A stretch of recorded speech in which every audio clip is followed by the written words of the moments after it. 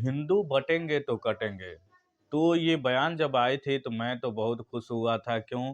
इसका मूल कारण यह था कि मुझे लगा कि एक नया समाज सुधारक आ गए हैं और ये समाज को कहीं न कहीं उथल-पुथल करा के बदल के रख देंगे।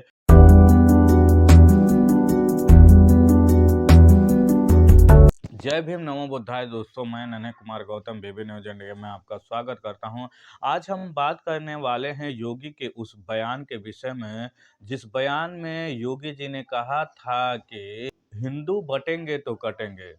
तो ये बयान जब आए थे तो मैं तो बहुत खुश हुआ था। क्यों? इसका मूल कारण यह था कि मुझे लगा कि एक नया समाज सुधारक आ गए हैं और ये समाज को कहीं न कहीं उथल-पुथल करा के बदल के रख देंगे और समाज में जो भी जातिगत बेड़ियाँ हैं उसे तोड़ने का काम करेंगे। लेकिन ऐसा कुछ दिखाई नहीं दिया।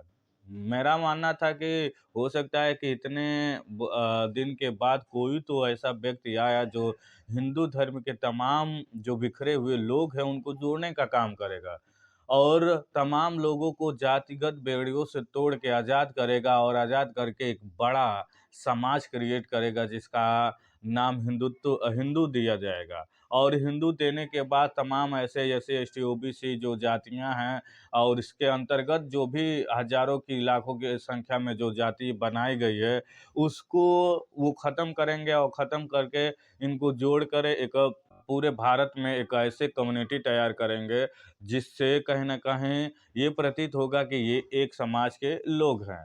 लेकिन इनकी जो जातिगत राजनीति है वो तो ख़त्म होने वाली नहीं है।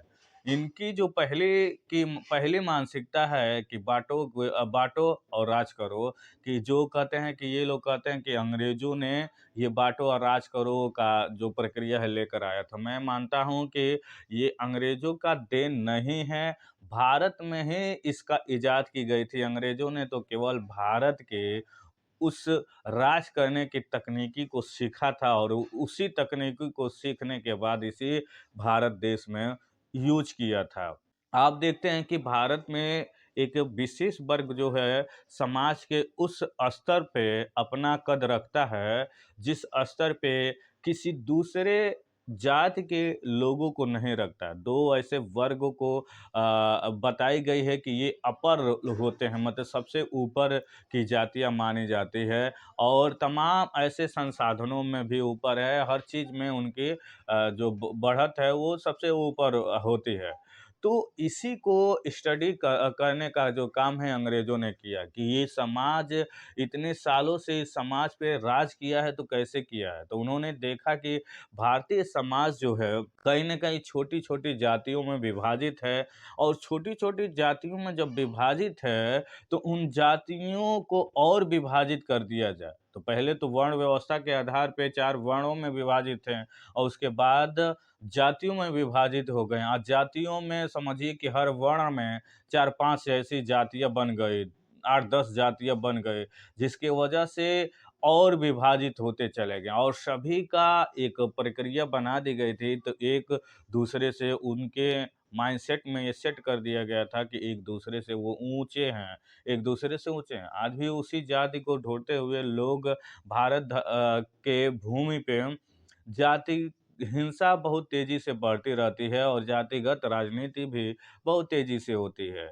और तमाम ऐसे जो क्रियाएँ जो होती है जाति के नाम पे की जाती है। लेकिन योगी जी के इस बयान से मुझे उम्मीद थोड़ी-सी जगी थी कि बटेंगे जो कटेंगे, कि अगर ये हिंदुओं को जोड़ते हैं, तमाम ऐसे जैसे एससी, ओबीसी के जो लोग हैं उनसे जाति हटा के बेटी-रोटी का संबंध अगर स्थापित करवाना चाहते हैं तो और बेहतर ही होगा। लेकिन अयोध्या की इस बयान ने फिर हमें समस्या में डाल दिया। अयोध्या का जो बयान आया है कि हम हरिजन बस्तियों में गए और वहाँ पे दीपक जलाया, मिठाई बाँटी और उनको तेल का भी व्यवस्था किया।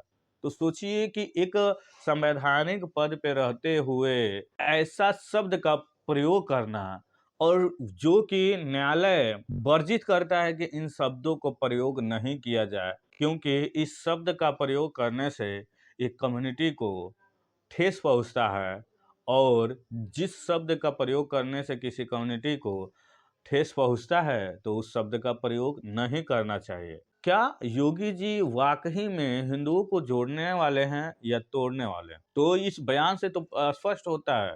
तमाम ऐसे लोगों ने इस पे प्रतिक्रिया दिया है। चंद्रशेखर आजाद जी ने ये कहा है कि ये तोड़ने वाले जोड़ने वाले नहीं हैं, ये तोड़ने वाले हैं। बहन कुमारी मायावती जी भी कहती हैं, बीएसपी से जुड़िए, आपका तरक्की होगा।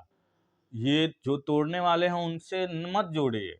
तो क्या ये योगी जी की ये पहले बोला जाता है कि जोड़ने का काम करते हैं और फिर बोला जाता है कि हरिजन तुम अलग हो जाओ और सब जातियां अलग हैं।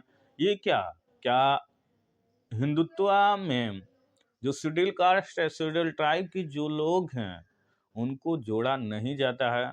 क्या उनको हिंदू नहीं माना जाता है? हो सकता है ना माना जाता हो, क्योंकि जो schedule caste schedule tribe OBC के जो लोग हैं एक बहुसंख्यक लोग हैं, और बहुसंख्यक जो हैं उनकी अपनी एक विचारधारा है, उनकी रहन सहन, उनकी वेशभूषा, उनकी तमाम ऐसे जो गतिविधि है वो इन लोगों से अलग दिखाई देती है, और वे कहीं ना कहीं उनके भीतर आज भी भारत के इतिहास की वो छाप दिखाई देती है, भारत के इतिहास की वो झलक दिखाई देती है जो फाहियान हेनसांग और इस सिंह ने देखा था भारत को। आज भी एससी एसटी ओबीसी के भीतर उन बौद्धों के विचार, उन बौद्धों के गुण विद्यमान हैं जो बौद्ध भारत को विश्वगुरु बनाए थे, जो बौद्ध भारत को सोने की चिड़िया बनाए थे।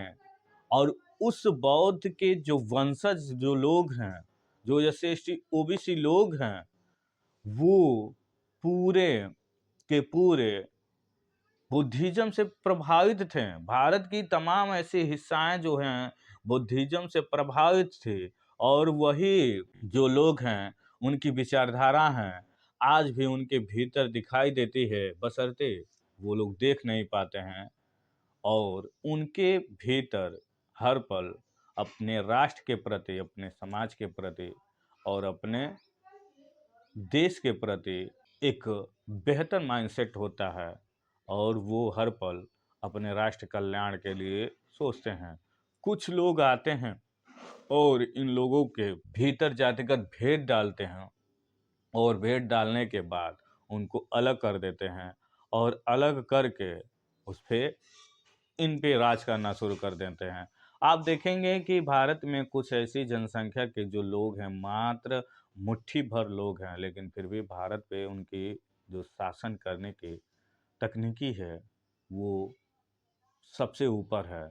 इसका मूल कारण है कि एससी एसटी ओबीसी के जो लोग हैं, जिसको डॉक्टर बी आर अम्बेडकर संवैधानिक रूप से जोड़ने का काम किया था, तमाम ऐसे जो जातियां थी उनको एक एससी में बहुत सारे जातियों को जोड़ दिया था, एसटी में बहुत सारे जातियों को जोड़ दिया था, ओबीसी में बहुत सारे जातियों को जोड़ दिया था, और जनरल में भी बहुत सारे जातियों को जोड़ दिया था। तो ये जातियों को जोड़ने का काम संवैधानिक रूप से की गई थी, लेकिन अब तो दिखाई दे रहा है कि जिस प्रकार से अंग्रेजों ने 4 वर्णों को तोड़ के उसमें अनेकों जातियों का निर्माण किया, और उस अनेकों जातियों को फिर आज़ादी के समय जोड़ने का काम किया, एससी एसटी ओबीसी के नाम पे जोड़ने का काम किया गया। लेकिन अब ऐसा लग रहा है कि फिर उसका डिवाइडेशन की जा रही है। जिस प्रकार से एक सुप्रीम कोर्ट का फैसला आता है